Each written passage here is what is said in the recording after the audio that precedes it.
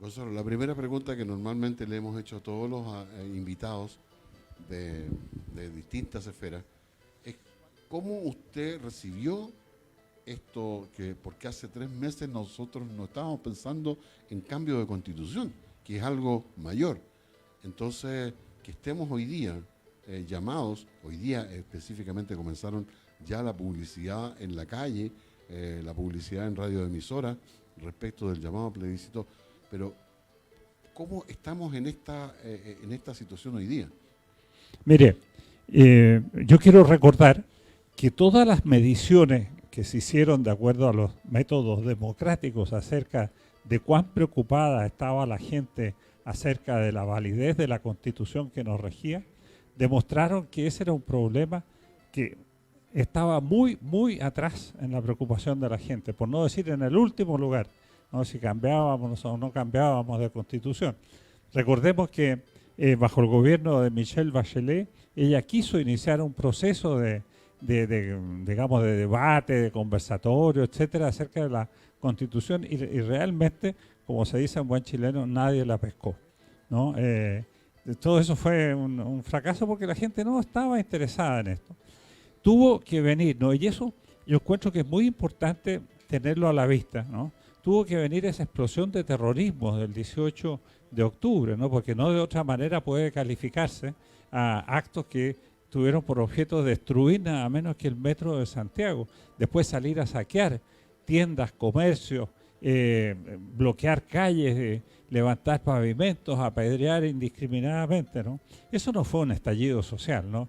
Y que no lo fue, lo demuestra el hecho de que 4 meses después casi nadie se refiere a eso como un estallido social, como se quiso presentar al comienzo. Eso fue un acto lisa y llanamente de terrorismo, de subversión, para provocar una situación de desmantelamiento de los poderes públicos y del Estado chileno y de modo de dejarlo, digamos, en condiciones de pasar a ser la nueva Venezuela o la nueva Cuba de nuestro continente, ¿no?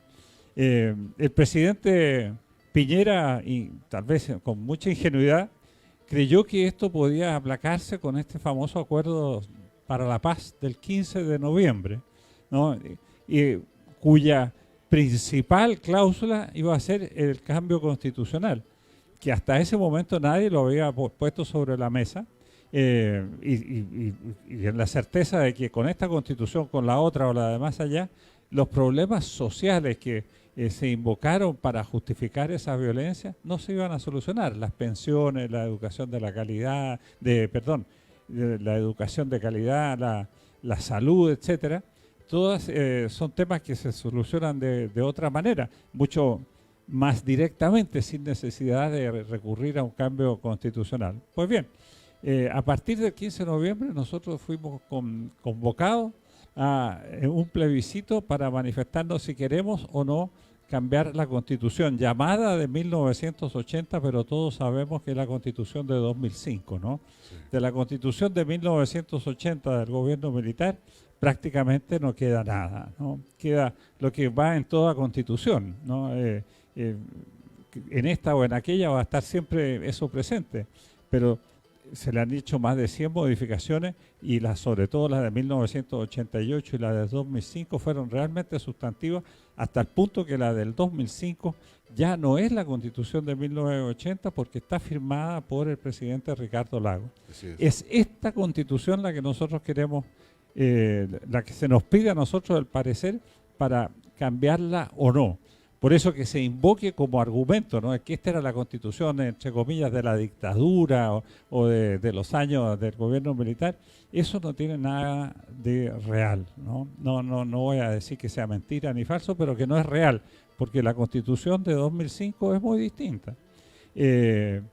Bueno, y nos vemos entonces apremiados en este sentido a manifestarnos si queremos cambiar esa Constitución o si queremos hacer otra. Porque no es elegir entre esta Constitución o la otra, porque la otra no existe. Si votamos apruebo, vamos a votar un procedimiento, un método para llegar a una Constitución que nadie sabe cómo puede ser. Y por eso se habla de la página en blanco, ¿no? Y efectivamente, perdón que lo interrumpa, esta nueva constitución, dos cosas que quiero dejar claras. Obviamente que si se trabaja en esta nueva, hipotéticamente, en esta nueva constitución por 2 años que se va a estar construyendo, va a regir la constitución del 80. Y esta, una vez terminada, se va a proceder a un plebiscito para saber si se aprueba o no. ¿Es correcto eso? Así parece que es, ¿no? Yo no podría dar fe del detalle del procedimiento, ¿no? Pero a mí lo que me interesa destacar en el momento en que estamos, ¿no? O sea, cuando usted, como usted decía, en el día en que comienza la campaña en favor de una opción, apruebo, o de la otra opción, rechazo, quedarnos, digamos, en lo que, digamos, nos preocupa hoy día. ¿Aceptamos, aprobamos cambiar de constitución o nos quedamos con la que tenemos? Mire, yo quiero ser muy franco en esto, ¿no? La que tenemos con seguridad tiene todavía muchos defectos, puede ser perfeccionable, puede ser modificable, etcétera. Pero es una constitución sobre la cual se ha fundamentado el enorme progreso que ha tenido Chile durante los últimos 40 años, 45 años, ¿no? Eso es innegable, ¿no? Y por lo tanto tan mala no debe ser, ¿no? En el sentido que nos ha permitido llegar a ser lo que somos, el primer país de América Latina y además el destino preferido por las olas de migración que producen los otros países vecinos de nuestro continente, ¿no? La gente que de ahí sale quiere venir a Chile, porque aquí en Chile es donde encuentra oportunidades para forjarse un futuro para ellos y para su familia, ¿no? Eso es lo que, a mi juicio, nos debe iluminar. El progreso que ha tenido Chile y que hemos tenido todos los chilenos contra lo que se suele decir, ¿no? Es muy fácil mirar la parte vacía del vaso, pero yo lo llamo a mirar la parte llena, que es extraordinariamente importante y que es la que miran, por ejemplo, estos emigrantes que vienen a instalarse entre nosotros, ¿no? Entonces, esa es la constitución que queremos cambiar. ¿Y por qué la queremos cambiar? No sabemos, ¿no? O sea, lo que estamos, la disyuntiva a la que nos enfrentamos es o mantener una constitución que conocemos 100% o embarcarnos en un proceso que nos puede llevar a una constitución que desconocemos 100%. Pepe, me tiene una consulta vía WhatsApp de nuestros auditores acá en la zona.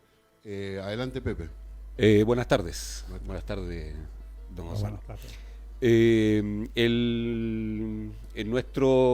Nuestro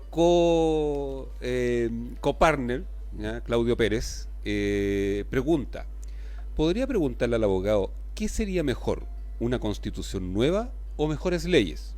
Leyes más efectivas y que no vengan con letra chica, para no tener que decir, echa la ley, echa la trampa.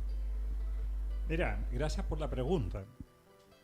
Yo creo que, a ver, la necesidad de buenas leyes, esa existe siempre, ¿no?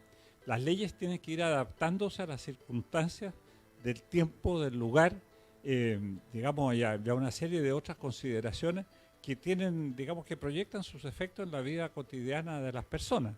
Y por lo tanto, la ley es esencialmente cambiable, ¿no?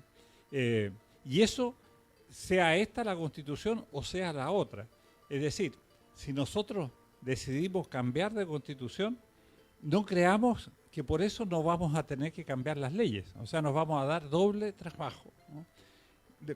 Con la Constitución que tenemos, se ha demostrado, ¿no?, que a través de distintos tipos de leyes pueden ir solucionándose efectivamente los problemas. Y tengamos presente que tampoco las leyes necesariamente van a solucionar en forma mágica los problemas, ¿no? Se necesitan además las personas, que son el elemento clave.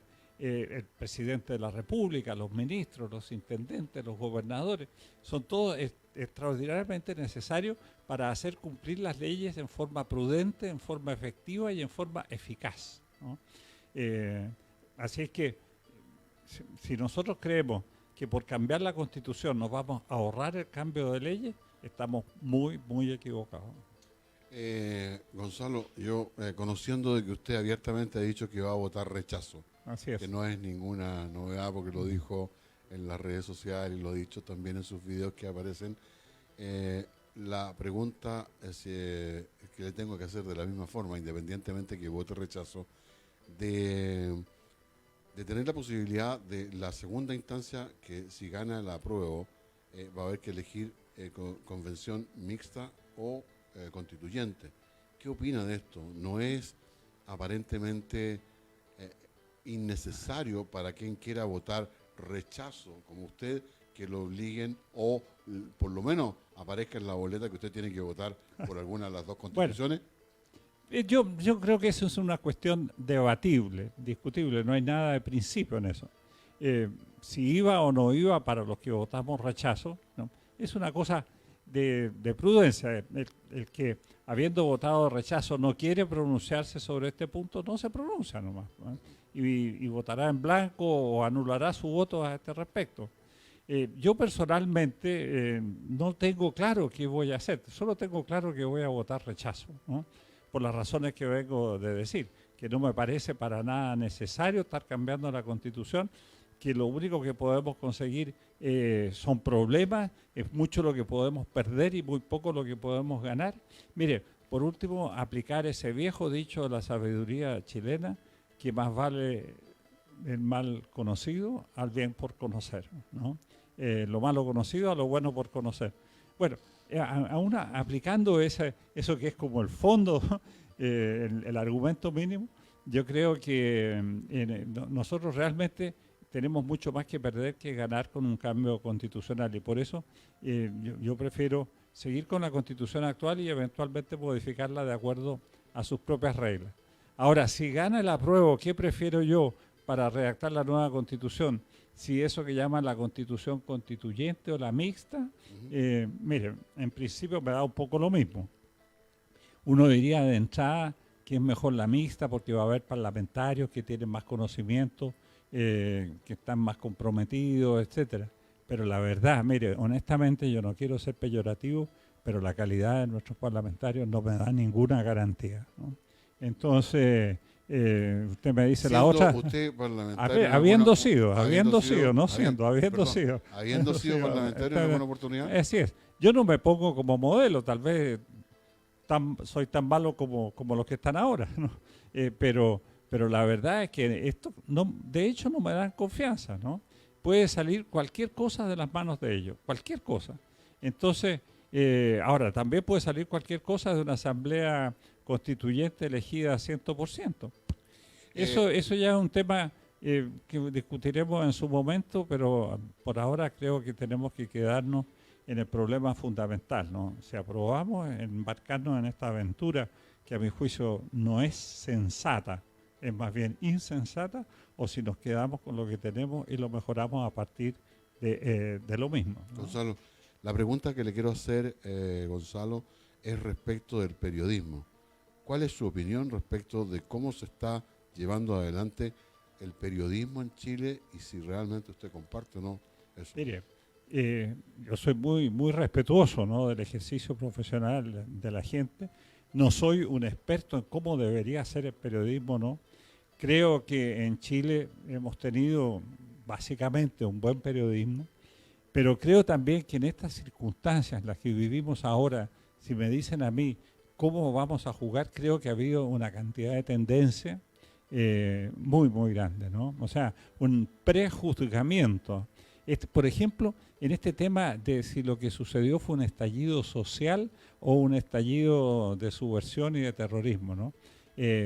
Los canales de televisión y la prensa escrita, aún aquella que se denomina la prensa seria, etcétera, insistieron mucho más allá de lo prudente en el estallido social, como queriendo esconder la violencia que venía o queriendo separar lo uno de lo otro. Mire, esto es un pretexto, ¿no? Yo creo que la violencia es consustancial a lo que hemos vivido, ¿no? Es lo que constituye, digamos, como la columna vertebral de los sucesos de los últimos 4 meses. Y lo que se esgrime como razón o motivo de esa violencia es casi como el decorado, ¿no? No nos engañemos, ¿no? Este es un proceso de violencia al cual se le añaden algunos aspectos de tipo social, que en algunos casos son muy razonables, son muy ciertos y habrá que buscarle debida solución, pero de ninguna manera puede justificarse en ello la violencia que hemos presenciado y que hemos sufrido durante este tiempo. La violencia que ha sufrido Valparaíso, ¿no? La calle Cóndor, la calle Esmeralda, la plaza Aníbal Pinto, la calle Pedro Montt, la calle Victoria, son realmente una cosa atroz. Todo el plano de Valparaíso está en una situación lamentable. Y lo que sucedió hace 2 o 3 días en Viña del Mar, ¿no? El apedreamiento del Hotel O'Higgins, ¿no? El saqueo de esas 2 automotoras en Uno Norte, ¿no? El tirar automóviles del 2º piso al suelo, el quemarlos impunemente. Eso, por favor, ahí no hay razón social que pueda justificar eso. Ahí se está procurando crear una sensación de terror en la población, ¿no? Y eso yo tampoco lo puedo separar del hecho de haberse llamado a este plebiscito. Como les decía al principio, cuando se le consultó a la ciudadanía acerca de la preocupación que tenía por la Constitución, esa preocupación no existía. Este proceso nace de la violencia, ¿no? Y por eso también yo creo que es una razón, además, para votar rechazo, porque votamos contra la forma como se ha producido todo este fenómeno. Gonzalo, hace 2 días estuvo sentado donde está usted María Roa. Ella es presidenta de una junta de vecinos en Villa Alemana de la población San Luis. Estuvo acá. Cuando yo le consulté respecto de esto que estamos hablando de la violencia, ella me dijo que ella y su gente tenían mucho miedo y temor. Estaban muy temerosos, de hecho habían suspendido las reuniones, las hacían más temprano. Y ella dice, en un momento que le consulté, me dice, esto me recordó 1973. Yo sé que usted escribió un libro que tiene una correlación seguramente con lo sucedido en 73 con esto del 18 de octubre. Algo escrito tiene sobre este tema. ¿Nos podría contar un poco más de eso? Bueno, yo le agradezco mucho. Mire, sí, yo escribí un libro antes de los sucesos y sin pensar que se iban a producir. O sea, estoy hablando del primer semestre del año pasado, un libro que se llama Camino a Septiembre, las razones de un quiebre. A mí me ha preocupado siempre. Yo fui testigo de los sucesos de 1973. Viví todo el gobierno o el periodo de Salvador Allende, no hablemos del gobierno porque fue de ese gobierno. Vi y aprecié y sufrí lo que eso nos significó y el hecho de haber tenido que quebrar nuestra institucionalidad, habernos saltado para salvar al país, es una cosa que a mí me pareció y me sigue pareciendo extraordinariamente dura y que tenemos que hacer todo lo posible por evitar caer en una situación como esa, ¿no? Poner al país en una situación de tal emergencia que solo, en ese caso, un pronunciamiento militar puede rescatarlo. Eso no nos puede pasar nunca más, tenemos que aprender la lección. Y por eso es por lo que yo me di el trabajo de escribir ese libro. Yo no soy historiador, ¿no? Pero sí soy muy interesado en la historia. Y además me gusta mucho, ¿no? Y entonces me decidí entrar a la historia de Chile para indagar por las causas de por qué se produjo ese quiebre tan profundo, ¿no? Está bien, podemos mirar los últimos 10 años, ¿no? El gobierno de la democracia cristiana, el gobierno, periodo de Allende, pero el tema es mucho más profundo, ¿no? Y por eso yo arranco desde 1810, ¿no? Encuentro que ahí ya hay pequeños atisbos de problemas que se van a suscitar más adelante, ¿no? Para mí, la línea divisoria de la historia chilena en esta materia es la Revolución de 1891, ¿no? Porque con ella se termina la República Portaliana, ¿no? Y empieza una verdadera oligarquía de los grupos dominantes de Santiago que se reparten el poder, los ministerios duraban 3 meses, ahora tú, después yo, etcétera, ¿no? Y el país se detiene. No hubo percepción de lo que estaba sucediendo porque todo fue, digamos, cubierto por la riqueza del salitre, ¿no? Mientras la riqueza del salitre estuvo ahí presente, este juego político siguió adelante. pero el año 1924 se produce el crack, gran crack del salitre, y el país se queda de la noche a la mañana sin recursos, no tenía con qué pagar la administración pública, las Fuerzas Armadas, nada. Entonces ahí es cuando cae Arturo Alessandri. Mire, es muy importante eso porque es en ese momento que se inicia de alguna manera el proceso de enfrentamiento social en Chile, ¿no? Los unos contra los otros, ¿no? Es muy tremendo, por eso ahí yo pongo mucho énfasis en ese punto. Y después voy avanzando de manera de ir mostrando cómo ese enfrentamiento social se va agudizando, va pasando por los gobiernos radicales, se aminora un poco en el gobierno de Ibáñez, en el gobierno de Jorge Alessandri, vuelve violentamente en el gobierno de la democracia cristiana y estalla en el gobierno de Salvador Allende. Hasta el punto, como le decía yo, a ser necesaria una intervención militar. Entonces,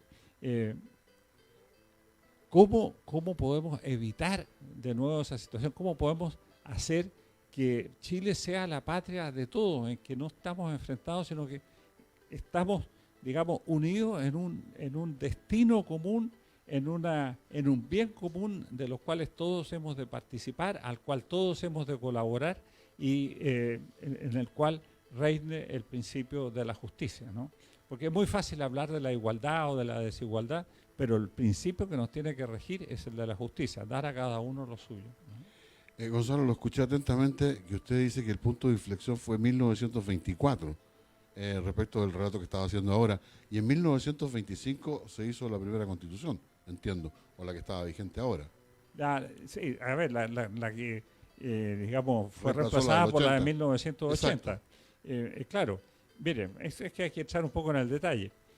Arturo Alessandri Palma, que había sido un gran jugador político durante la época del parlamentarismo, o sea, del 1900 a 1920, cuando llega al poder, llega al gobierno, se da cuenta que eso no puede seguir, ¿no? Lo que pasa es que él no tenía mucha autoridad moral, porque había sido un gran jugador. Entonces, que de repente quiera ponerle término al juego, no. Y eso fue parte de su gran fracaso, ¿no? Arturo Alessandri en 1924 presenta su renuncia al cargo de presidente de la República, ¿no? Cuando se encuentra con que ya no tiene cómo manejar al país. El país se le cayó de las manos a Arturo Alessandri. Y el Parlamento le niega, o sea, no le acepta la renuncia, pero le da un permiso de 6 meses, que era lo que podía darle. Bueno, Arturo Alessandri parte para afuera y lo reemplaza una junta militar que la verdad que cae de las nubes, ¿no? Porque no tenía ningún interés en entrar en este tema. Y lo llama para hacerse cargo de un país que se había desplomado. Esa junta militar, de hecho, dura muy poco, es reemplazada por otra junta militar que decide llamar de regreso a Arturo Alessandri para que termine su periodo, ¿no? Y es ahí entonces cuando Alessandri cumple con su sueño de redactar esta nueva constitución, que se redacta en términos muchísimo más cerrados que la constitución de 1980, porque si fueron 2 o 3 personas las que participaron en eso fue mucho. Y después vino el plebiscito. Y una vez que aprueba la constitución, Alessandri dice, bueno, ¿y ahora qué hago yo? Si tampoco puedo seguir gobernando, ¿no? Cambió la constitución, pero no puedo seguir gobernando, porque ya no tenía autoridad para hacerlo. Y entonces ahí se va, definitivamente, ¿no? Y viene el gobierno, después de algunas vicisitudes, claro, es elegido don Emiliano Figueroa, que no dura nada tampoco, porque se da cuenta que no puede hacer nada, hasta que al final, como solución de emergencia, es elegido Carlos Ibáñez del Campo, en ese momento coronel o general de la República, ¿no? O sea, ahí tuvieron que entrar de nuevo los militares como última, como último salvavidas del país, ¿no? La verdad que es un escándalo. Ahí demuestran, ¿no? Y como se demuestra también en otras partes de la historia claramente, que los problemas constitucionales de Chile son producidos por los civiles, no por los militares.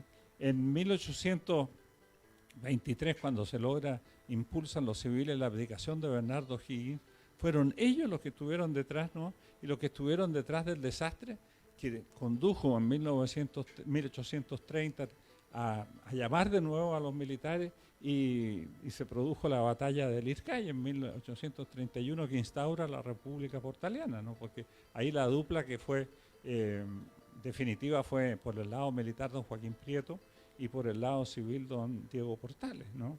Pero los problemas los provocaron los civiles. En 1891 los problemas los provocan los civiles. En 1924 los problemas los provocan los civiles, ¿no? Y en cada uno de esos momentos tuvieron que venir los militares a hacerse cargo de algo que si no lo tomaban se moría, ¿no? Y lo mismo sucede en 1973.